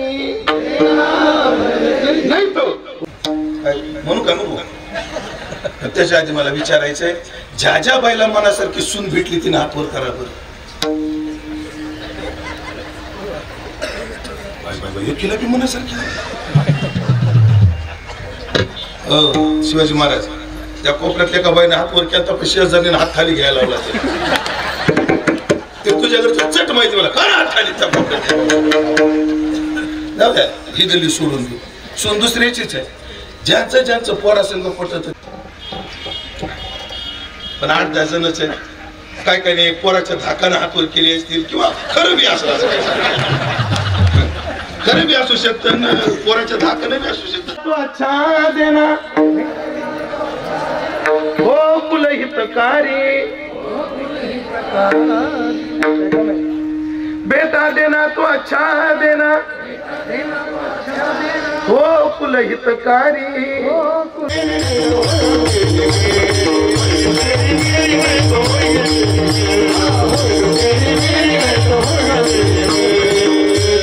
मी सांगितलं तसं देण्याचं बघ माझ्या संग भांडणाला तयार हो. कबीर महाराज म्हणतात, ऐका मंडळी, जीवनामध्ये काय असावं, जीवानं जीवाचं लाडकं असावं, जीवानं कदाचित देवाचंही लाडकं असावं, पण जीवानं संतांचं लाडकं असावं.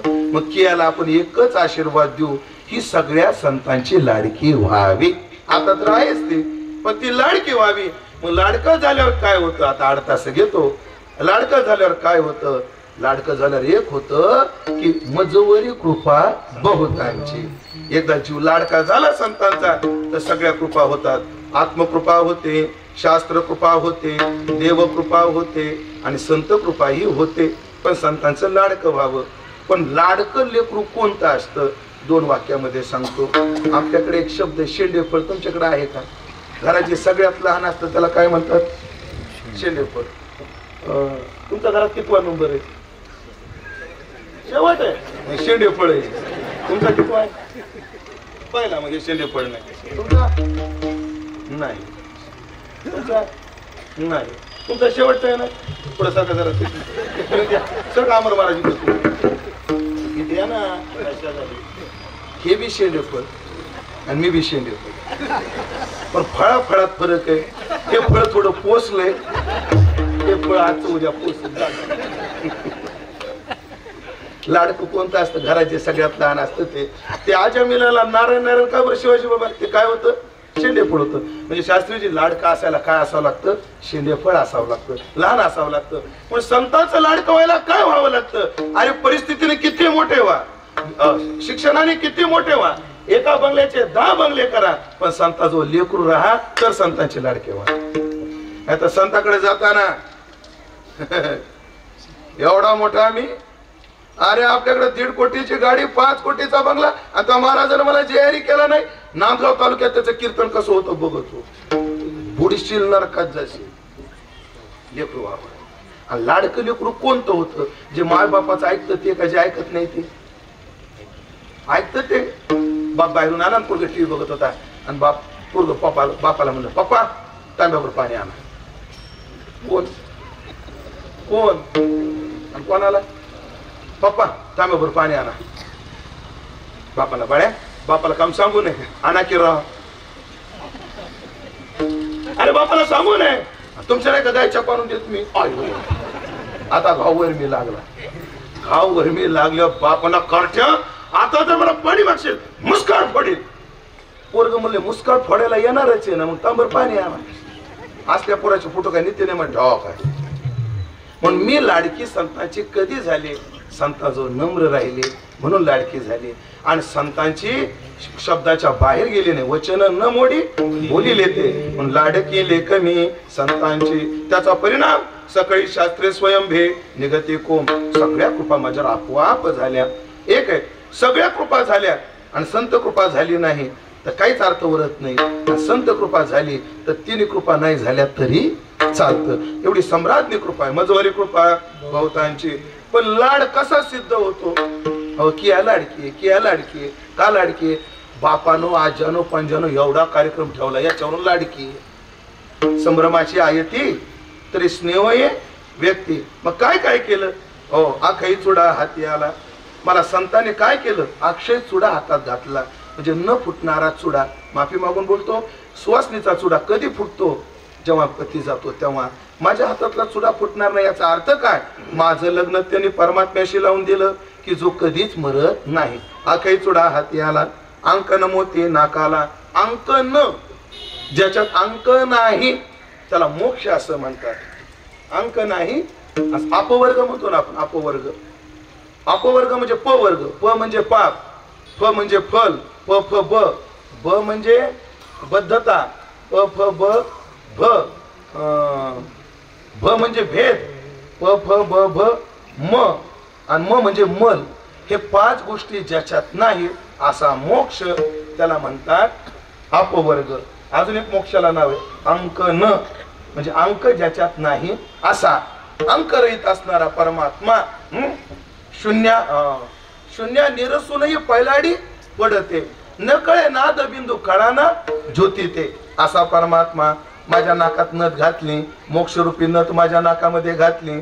मग माझं लग्न लावून दिलं, मोठ्या घरी लावून दिलं. कोण्या घरी लावून दिलं? म्हणून वाजवायचं नाही. खालीच म्हणतो, राजा भीमकाला होत्या 9 जणी कन्या. दाखली रुक्मीन दिली पंढरीच्या वाड्या, दिली पंढरीच्या वाड्या. 9 लाख मोती हो हो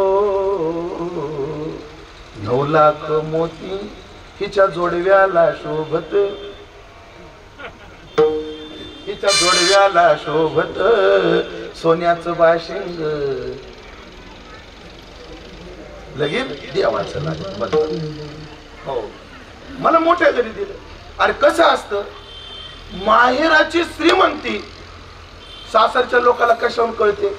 शिदोरी काय दिली याच्यावरून कळते. मुराळी न्यायला येत असतो. मुराळी 2 प्रकारची. आपल्या काळात स्त्री कधी चिठ्ठी पाठवायची नाही, म्हणून माहेरात आणायची असेल तर माहेरचा मुराळी जाऊ द्यायचा, आणि तिला सासरात पाठवायचा असेल तर सासरचा मुराळी न्यायला येतो. तुमच्याकडे ती शिदोरी असते का परतनीची? म्हणजे लग्न झालं की तिकडे नवरी जाती, त्याचा देवदेव झाला येती जाती म्हणतो आम्ही. आपल्याकडचा मुराळी जाऊन तिला घेऊन येतो, आणि घेऊन आल्यानंतर मग तिकडचा मुराळी आतून हिला घेऊन जातो, आणि मग तिची शिदोरी कशी याच्यावरून आपल्या माहेराची श्रीमंती कळते, याच्यावरून कळते. मग शिदोरीला काय असतात? भागाभागाची पद्धत आहे. काय भागात पुरणपोळ्या असतात, काय भागात तेलच्या असतात, काय भागात करंज्या असतात, काही भागात लाडू असतात. तुमच्याकडे काय पद्धत आहे? वडापाव कोण म्हणलं? वडापाव का तुमच्याकडे? आणि मग जशी शिदोरी मुराळी सजवला त्यावर श्रीमंती कळते. अरे जरी माहेरे श्रीमंत होती तो माहेशे जे लढ्याचे लढे सरती मनोरथाचे मनोरथ पुरती. जरी माहेरे श्रीमंत होते तो माहेशे. मला न्यायला जो मुराळी आला ना तो बोध मुराळी शृंगारीला. बोध नावाच्या मुराळ्याचा शृंगार केला. काय शृंगार केला? 84चा शिक्का केला, त्याला अंगठी केली. आणि अजून शृंगार जर पाहिजे असते ना भाऊ तर शृंगार कोणते कोणते आहेत? अभयम सत्व संशोधित हे ज्ञानाचे शृंगार आहेत. बोध मुराळी शृंगारीला 84चा शिक्का केला, आणि मला एकदा बोळवण केली. या संसाराच्या मायेच्या सासरवासातून काढलं आणि माझ्या आत्मस्वरूपावर नेऊन घातलं. आणि काय झालं आता? तो का तुकी उतरला सानकेचा कौल दिला. मला आत्मस्वरूपावर नेऊन अधिष्ठित केलं आणि सानकेचा कौल दिला. सांगितलं बाई, जुन्या काळात पुरीची लग्न व्हायची, आता बाईची व्हायला लागली. भुले बाबा काय म्हणायचे?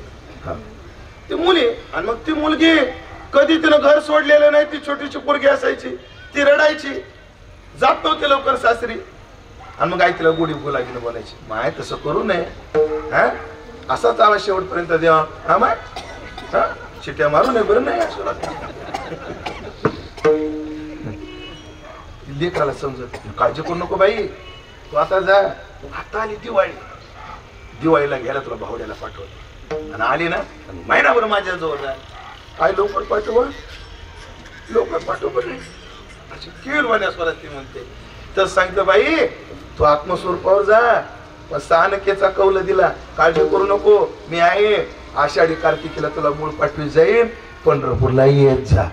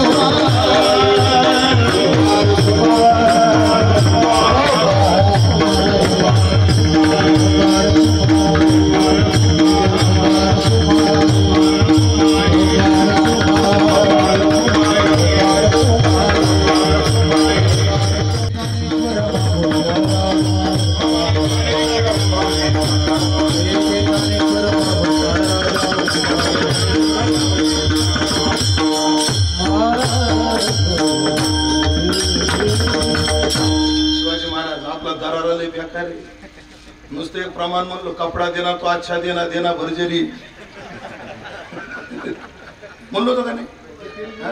आपल्याला ना ते देवाची 2-2 पाटील बघा भरजरी. असो, सेवेचा वाद संपलेला आहे. आदरणीय कारभारी भाऊची पणती, आदरणीय भाऊसाहेब मार्केट कमिटीमध्ये चांगल्या पदावर ज्यांनी काम केलं, आणि आता आमचे मुकुंदराव, अर्थात आम्ही त्यांना मुकुंद म्हणतो, मुकुंद त्याचा किराणाचा व्यवसाय, आता इथेही त्यांनी चांगला व्यवसाय चालू केलेला आहे. प्रभू करो व्यवसायातही भरभराट येऊ. चला की याच्या वाढदिवसाच्या निमित्ताने या जागेवर सुद्धा एक चांगली संस्काराचं कीर्तन होऊन गेलं, वादच नाही. म्हणून या ठिकाणावर त्यांनी चांगला असा उद्योग चालू केलेला आहे.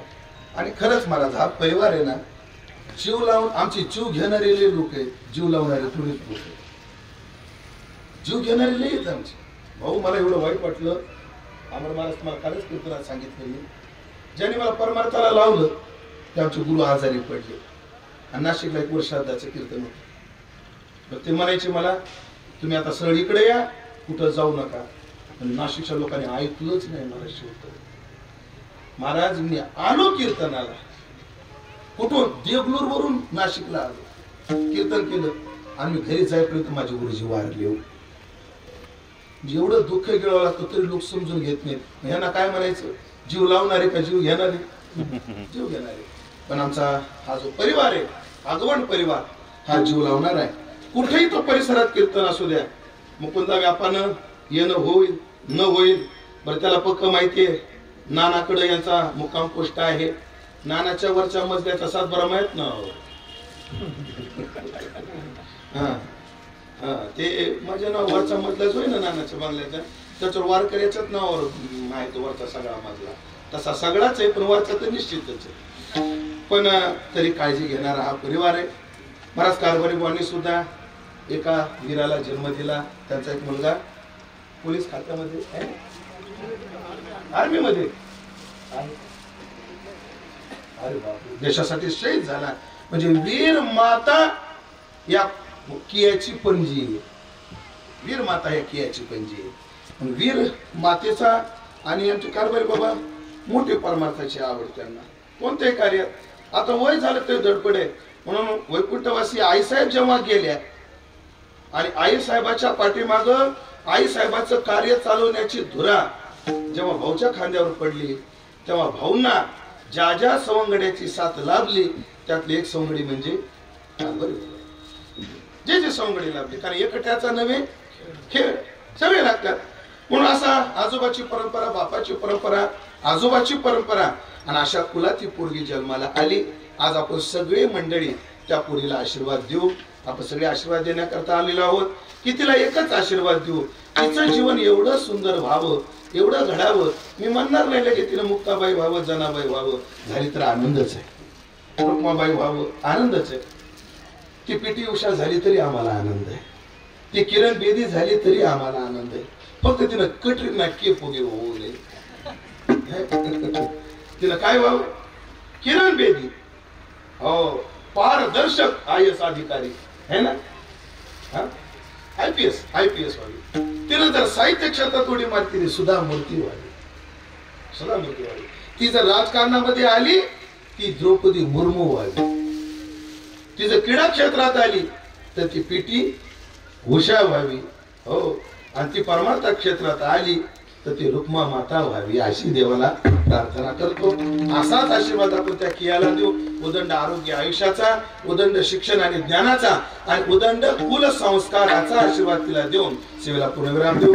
पुन्हा एकदा या परिवाराचे आभार मानून अभंगावर जे काही बोलू शकलो ते माझ्या वारकरी शिक्षण संस्थेचे गुरुवर्य, माझे गुरुवर्य संतवीर भंडारतात्या कराडकर यांच्या चरणी समर्पित करतो. सेवेला पूर्णविराम देतो. आशीर्वाद आणि काय, मुलं चांगलं होणं याच्यातच. पुत्रे जिनावा मी सर्व गुणी, भाऊ कशी आहे, पुत्रे जिनावा सर्व गुणी, हे बापा शियाने अशी काही उभी आहे की आपला पोरगा, आपली संतती चांगली व्हावी, हेच बापाचा काय आहे उद्देश आहे. तो सफल व्हावा. सगळ्यांचा होत नाही, काही काही जणांचा होतो. मला जेव्हा जेव्हा मी पिंपळगावला जातो, शिवाजी महाराज तुम्ही दिसले ना, मला डॉक्टर साहेब एकदा एकेरी बोलतो, निळकंठची आठवण. खरंच महाराज आमच्या शिवाजी महाराजांचे मुलगा डॉक्टर आहे, MD आहे, पण एवढी वारकऱ्याची सेवा. कालच त्याच्याकडे जाऊन त्यांनी महिन्याच्या गोळ्या मला दिल्या, कारण मी आजारी दिसत नाही, पण त्याला करावं काय, लय आजारी आहे मी. 3 दिवस झालं ताप आहे, अन्नाचा कण मला खाता येईना, जेवण जाईना, पण सुटलेला दिसतो का चेहरा? आमची तीच भूक आहे. त्याचं कारण पारिजातकाचं फूल सकाळी उगवतं 10ला सुकून जातं, पण झेंडूचा गेंद असतो त्याला 8-8 दिवस काही मर येत नाही बघा. असा संतोष महाराज झेंडूचा गेंद असल्यामुळं दिसत नाही. पण आम्हाला जेव्हा कोणाला कोण्या वारकऱ्याला आजाराची अडचण असली की आमचे तळेकर डॉक्टर सदैव तत्पर. पण ऐकलं का आपल्यात आधी किया सुद्धा डॉक्टरीन झाली. कुठे का किया माझ्याकडे बघ माय, हा डॉक्टरीन झाली तुम्हाला तपाशीत जाय, वकिलीन झाली तुम्हाला सोडून आण. हा एकदा त्याची पुरी करता टाळ्या वाजवा. वा वा वा वा.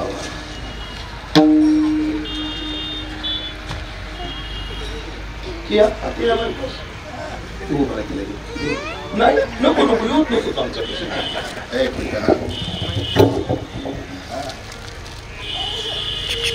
कोमल ये. किया तुला खेळायला एक भाऊ किंवा बहीण पाहिजे का नाही?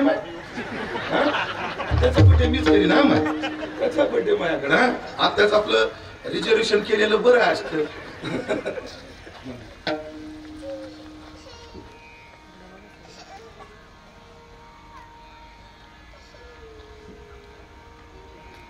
सगळ्या श्रोत्यांना विनंती आहे, बोलत बोलत ढसाळ गेलो, पण पुढच्या कार्यक्रमाला शिस्त पाळा. पोरीचा वाढदिवस आपल्याला करायचा आहे आणि त्यांनी जे आयोजन केलंय त्या आयोजनाला सर्वांनी शिस्तीने प्रतिसाद द्या एवढी विनंती. ज्ञानेश्वर माऊली घेतलं विठ्ठल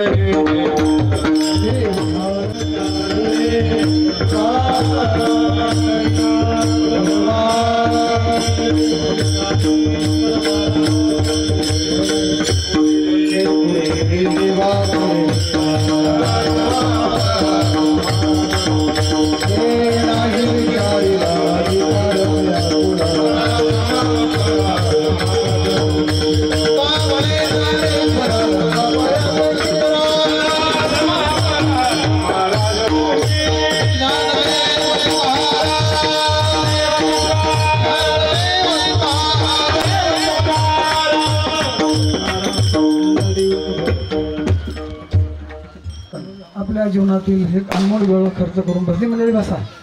भजनी मंडळी सर्वांनी जागेवर बसा. आदरणीय शिवाजी महाराजांना विनंती आहे, आपण माझं प्रास्ताविक नंतर करतो.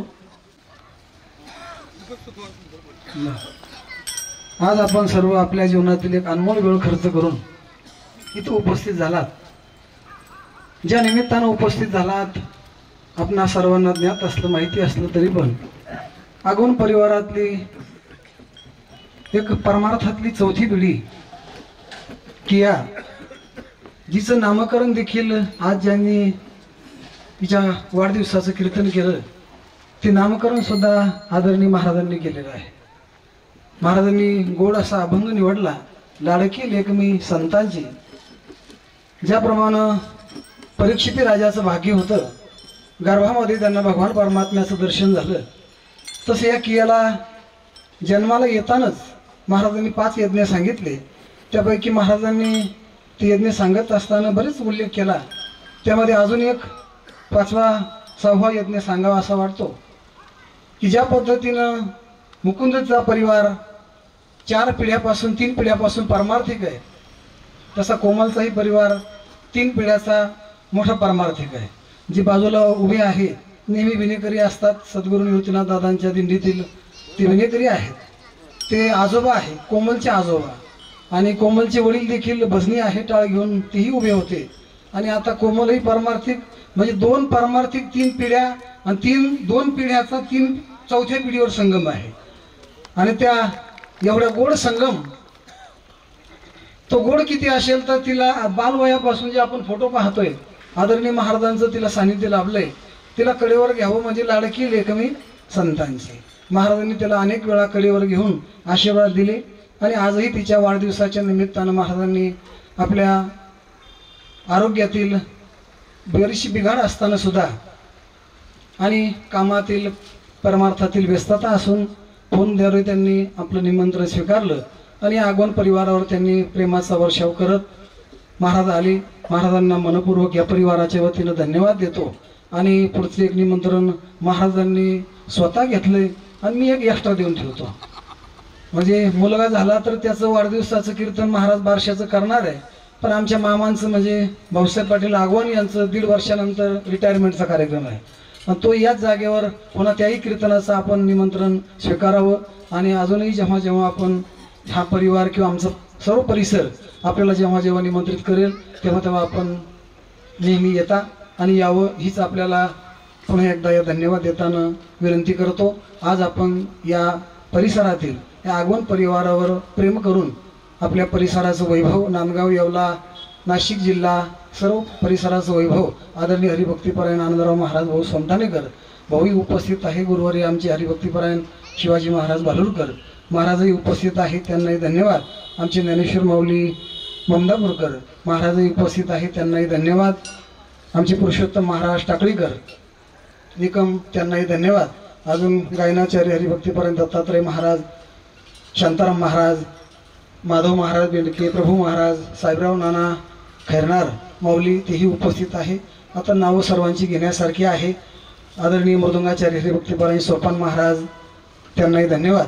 महाराजांबरोबर आलेले महाराज, त्यांनाही धन्यवाद. उपस्थित सर्वांना धन्यवाद आहे.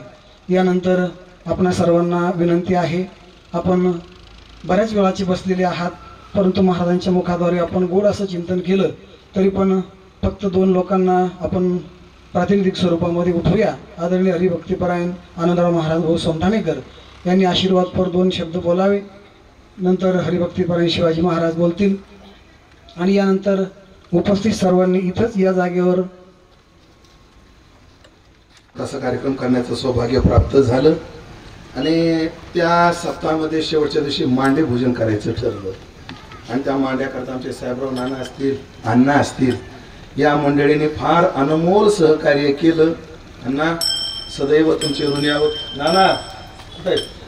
नाना आणि नांदगावकरांचं जे प्रेम आहे ते असंच राहावं, या परिसराचं जे प्रेम आहे असंच राहावं. आता तुमचं खाल्लं मीठ, तुमचं करीन मी नीट.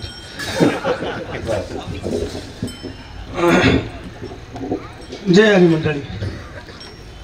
आज नांदगाव या गावी परमार्थाचं बीजारोपण ज्या समठाण दोस गावातून वैकुंठवासी आईच्या सानिध्यामध्ये असणारी परमस्नेही परमार्थप्रेमी कारभारी पाटील आगवण परमार्थाची धुरा आपल्या वयाच्या 80-85 वर्षापर्यंत चालू आहे. त्यांचे पुत्र हरिभक्तपरायण भाऊसाहेब पाटील, त्यांचे चिरंजीव मुकुंद भाऊ, हे सगळे परमार्थिक माणसं आणि या परमार्थिक प्रेमी माणसांच्या या आजच्या दिवसाला हा जो कार्यक्रम आहे, मुकुंद भाऊची सुकन्या किया, खरं म्हणजे क्या किया, जीवनामध्ये आपल्या जीवनामध्ये परमार्थामध्ये उतरण्याकरता कियाचं निमित्त जरी असलं तरी पण परमार्थ मार्गामध्ये प्रवृत्त होण्याकरता, परमार्थामध्ये पाऊल टाकण्याकरता परमार्थिक माणसाला काहीतरी निमित्त लागत असतं. एखाद्या माणसाला जर कधी भांडणाची सवय असेल तो माझ्याकडे का पाहिलं तरी भांडण तयार. एखादा कुठल्याही मार्गामध्ये जो असेल तो त्यावरून भांडण करतो. तद्वत यांच्या घरामध्ये कियाचं निमित्त आहे, पण हिच्याही अगोदर यांच्या घरामध्ये विरक्तीच्या माध्यमातून एक कन्या झाली. तिचं नाव आहे सद्बुद्धी.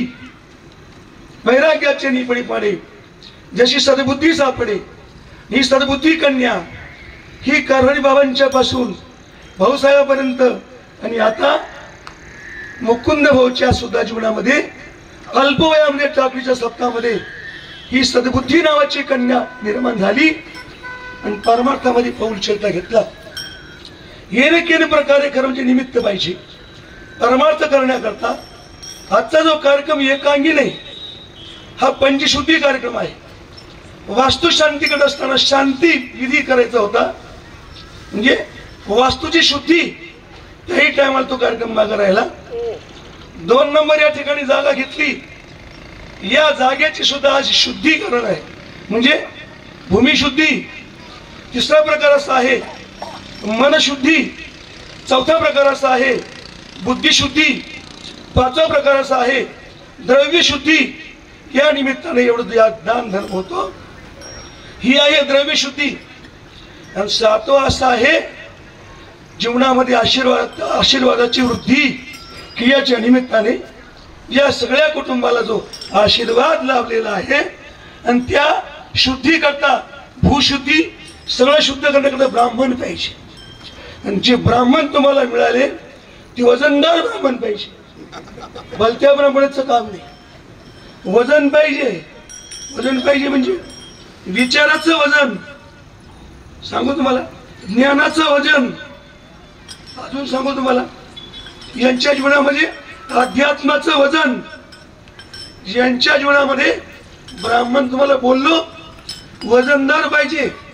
ब्राह्मण सुद्धा कसे पाहिजे, ज्यांच्याकडे षडकर्म होतील ते ब्राह्मण पाहिजे. अध्यापनम मध्यायनम यजनम याजनम दानम तथा प्रतिष्ठैव. षडकरी ब्राह्मण पाहिजे. हे ब्रह्मज्ञानाती ब्राह्मण, हे धुरंधर ब्राह्मण आहे, हे ब्राह्मण वारकरी ब्राह्मण आहे. यांच्या हाताना तुमची पंचशुद्धी आणि कियाला आशीर्वाद ही वृद्धी आहे. हे सगळे कार्यक्रम जे ज्यांच्याकडे झाले हे विचारवान विद्वान म्हणजे आमचे उमेशजी महाराज यांचं वजन 5 प्रकारचं बोललो. बोलण्यात वजन, विचाराचं वजन, पण त्याचं शरीराचंही वजन कमी नाही. जे सगळ्या बाबतीने वजनदार आणि ते वजन आपल्यावर मिळालं आणि म्हणून आशीर्वाद त्या मुलीला लाभला पाहिजे. मर्दांनी गोड अमृताहुनी गोड नाम तुझे देवा विचार मानले. धन्यवाद देतो सर्वांना. रामकृष्ण. गंगा विशुद्धमनिधवाद सर्षम स्वरोविष्ठितं चुंबितं पुण्यस्थानं सराली स्थितं तं समाधिस्थं मूर्ति नमामि गंगागिरियोगिराजं तपो ज्ञान वैराग्य भक्ति स्वरूपं सदा अलंकृतं साधु संन्यास योगं मुखेश वेदांत शास्त्रार्थ नितीं नमो नारायण गिरिजी ब्रह्मस्वरूपम. आज या प्रसंगी जिथपर्यंत मराठी भाषिक आहेत तिथपर्यंत ज्यांच्यावरती प्रेम सगळेच करणारे असे हरिभक्त वरायण उमेशजी महाराज दशरथी महाराजांच्या अमृतुल्यवाणीतून आपण खूप गोड चिंतन श्रवण केलेले आहे. महाराज एक शब्द बोलले, जीव लावणारे थोडे जीव घेणारे. पण महाराज आता तुमचा पद्धतीचा अनुभव, पण मला माहिती आहे की महाराष्ट्रामध्ये जीव लावणारे जात आहे आणि जीव घेणारे थोडे तुमचेवाले. लक्षात घ्या, खूप समाजाने तुमच्यावरती प्रेम केलं, तुम्ही पण प्रेम केलेले. इतक्या अशा कार्यक्रमात आपण माघ शुद्ध दशमीचे कार्यक्रम चालू असतानाही इतक्या धावपळीमध्ये आलात आणि अतिशय गोड चिंतन आपण समाजापुढे ठेवलेले आहे.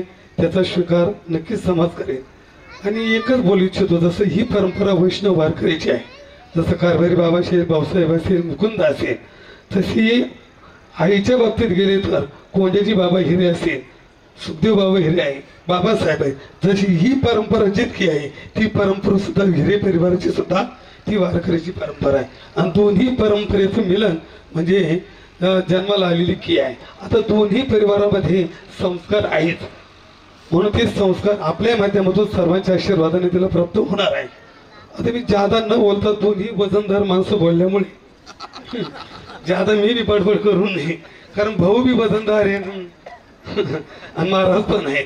म्हणून जादा न बोलता एकच शब्दात अर्थात सद्गुरू योगीराज गंगागिरीजी महाराज संस्थांचे महंत परमपूजनीय रामगिरीजी महाराज यांच्या वतीने आपल्या सर्वांच्या वतीने तुम्हारी किया तिला शुभ आशीर्वाद, शुभ आशीर्वाद, शुभ आशीर्वाद. रामकृष्ण. हरिभक्तीपरायण पुरुषोत्तम महाराज टाकळीकर ही 2 शब्दांमध्ये आशीर्वाद देतील. या त्याकाळी 8 ते 10 या वेळेमध्ये हरिभक्तीपरायण पंढरीनाथ महाराज पगार यांचं जाहीर हरिकीर्तन होणार आहे. टाकळीला त्याही कीर्तनाचा आपण लाभ घ्या.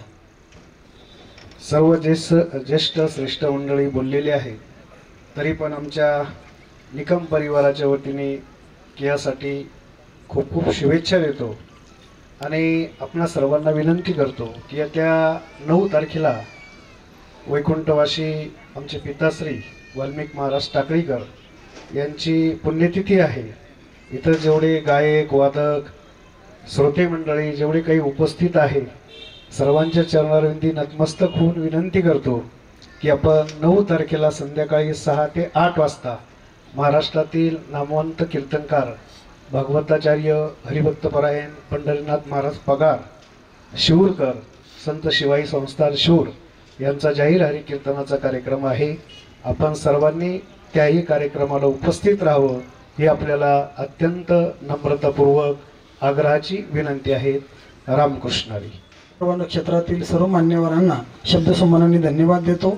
आता लगेच याच जागेवर उपस्थित सर्वांनी भोजनासाठी पंक्ती धरायची आहे, बसायचं आहे. पाठीमागच्या बाजूला वाढदिवसाचा